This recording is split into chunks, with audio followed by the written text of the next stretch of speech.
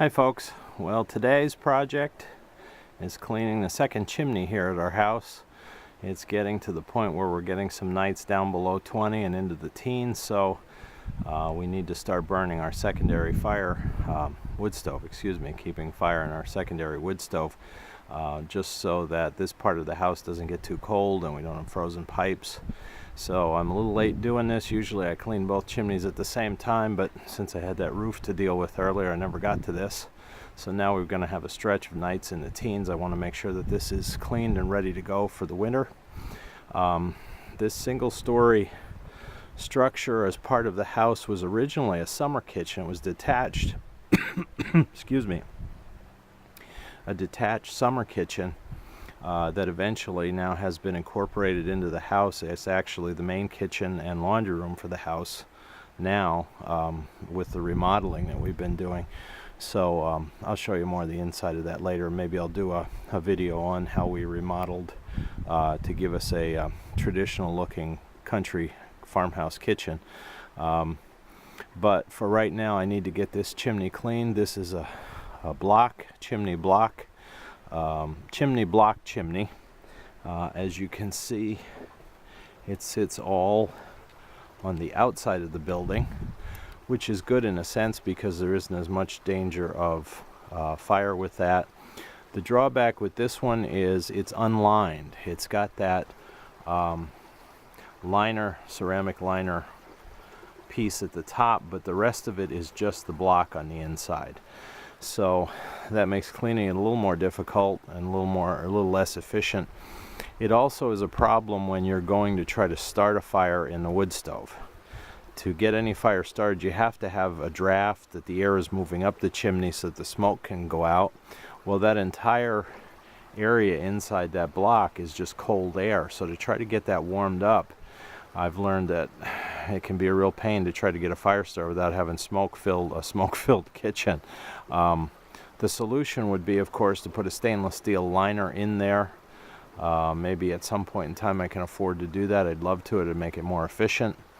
But for right now I can't. I've just got to deal with what I have. So I will use, I'll show you my tools in a minute. I'm not using the poly brush now. I'm going to use a steel brush because I don't have to worry about scratching anything, and it's more aggressive in cleaning. And then the thimble going into the stove is actually, it's right about by the top of where the window is there on the side. I'll show you that when I get inside. So I don't have to do the entire thing, but if you look, you can kind of see here on the side there is a door that I can get the ash out with. So I'll just clean out what'll come out, drop it down there, and then get my fire shovel and bucket and clean out any of the soot that I get from the inside. I also have to take the pipe out on the inside. I'll show you that in a minute, but we do the outside first so that that's all done before I start pulling the pipes off and getting smoke and soot through the rest of the kitchen. So hang in there, we'll see on. Okay, we're now standing on the roof next to the chimney. As you can see, it's just a little taller than eye level. First move is to take the screws out there that are holding the cap in place. This is just a standard black metal cap, nothing fancy. It's just designed to keep the rain out, and the mesh is designed to keep critters out, at least the bigger ones. I mean, insects can get in, of course, but keep birds, bats, things like that out. And then, as I said, here you have this ceramic piece for the nose of the chimney, a old concrete cap here, and then you just have this block. I've had to do some repairs on it over the years with this masonry caulk. And then where it joins the roof here, the black there, that's plastic roof cement. I occasionally have to recoat that to keep it from leaking, just because the chimney wasn't really flashed very well around the roof. And we replaced this roof. My son did most of the work on it as far as replacing this roof maybe 15-18 years ago. The shingles are still in decent shape. So but this this plastic roof cement keeps the roof from leaking here around the chimney. So tools for this, pretty simple. My fiberglass rods and the wire, the steel brush, 6-inch steel brush, and then of course I have a screwdriver to take the cap off, and a dust brush just to clean any residue out from the cap. So won't take too long to do this. I'll come back to you when I've got the brush in the chimney so you can see that process. Again, it's nothing complicated, but it does the job. Well, I took the cap off, and actually there's really nothing to clean at it. There's no, if you can see there, the mesh is clean. There's no soot, there's no creosote. I did burn this a fair amount last year, not as much of course as I do the main one, but it looks like there was very little buildup, and that's good. That means I'm using good quality wood, that there isn't much residue. It's burning cleanly. The ash is staying down in the stove. I'm not getting a built-up of soot and creosote up here.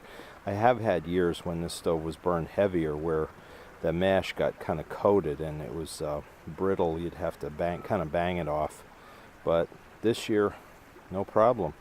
Don't have to do a thing with it. Just put it back on when I'm done. And as you can see, all I have to do now is run my brush down as best I can, and then this part will be finished. I'll put the chimney back together and get down off the roof.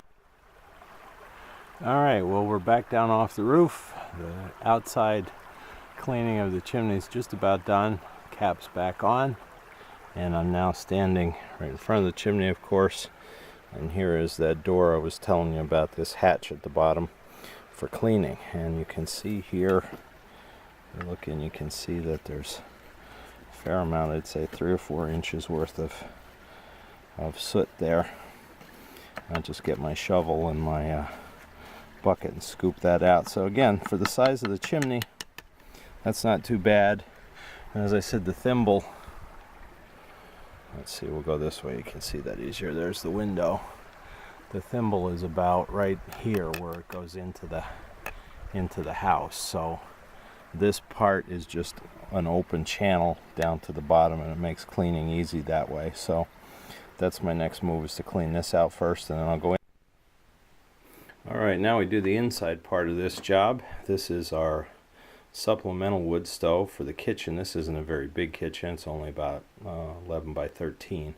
So I don't need a whole lot, but then I also have a small additional room off of the kitchen. It's a laundry room and also a utility room, the sub panel and the hot water heater, the pump expansion tank, all that's back there. So I do have to keep heat here. As you can see, I do have electric heat baseboards I can run. That's the primary heating source as far as dependability. But if I don't need to use it and can use the wood stove, I will.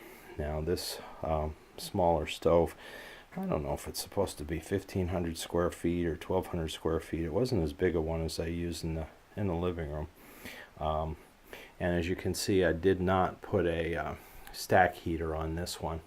I just have the pipe going up, and then in the back it does have the blower fan with the diverter, heat shield diverter on the back. So again, I can be within 12 inches of the wall safely with this design. And it's requiring about 2 feet on either side when it's burning at its hottest, and I do have that clearance to the countertop there. The stovepipe itself, you can see I have brought it up and angled. I needed to do that rather than right where the thimble was going into the chimney, because that would have put me too close to my countertop there, but that's okay, it works. And after I pull the pipe off, I'll explain a bit more about the design there with the masonry, and we'll go from there. Okay, so that's the next move, is to take this pipe off, take it outside and clean all the soot out of it. I'm sure there's some in there, obviously.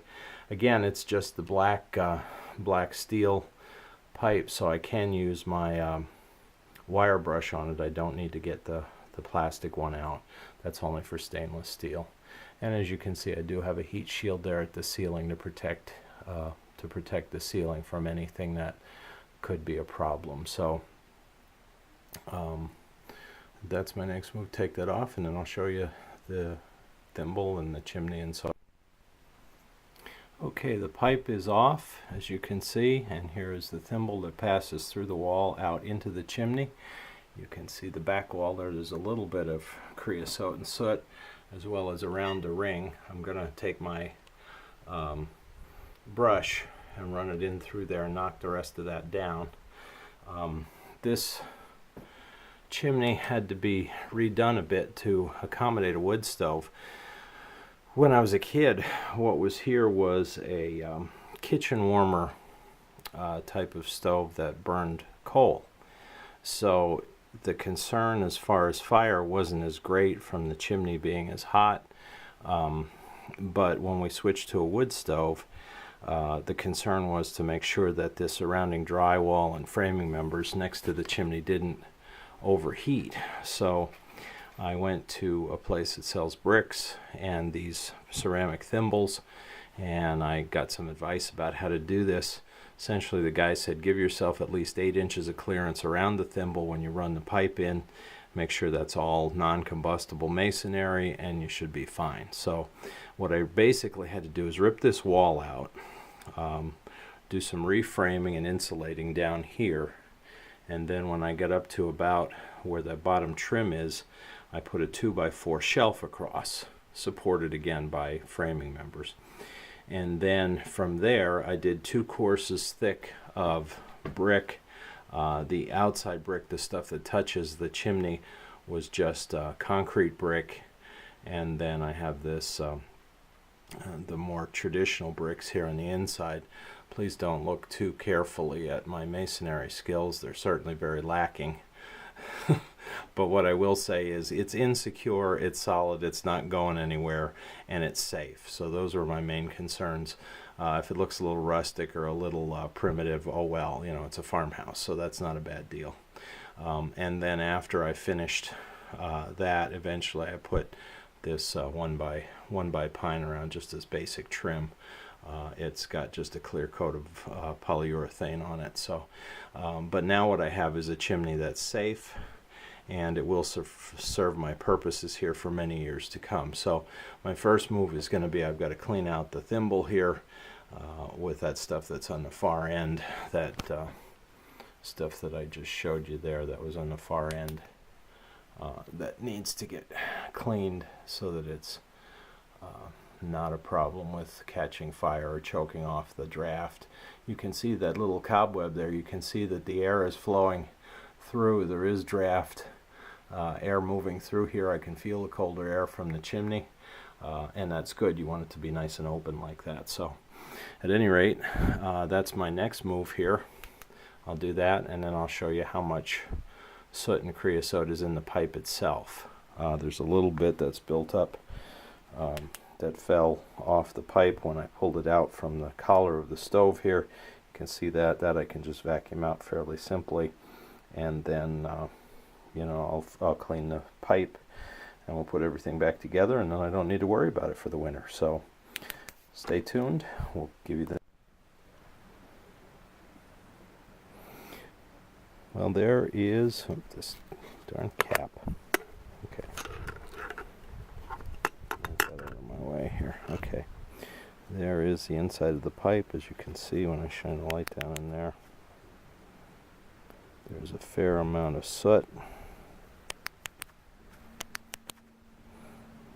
that has accumulated. This is the edge of the pipe that went out through the thimble, so this is further away from the stove. When the gases are starting to get a little bit less hot, a little cooler, so that's where it tends to gather the creosote.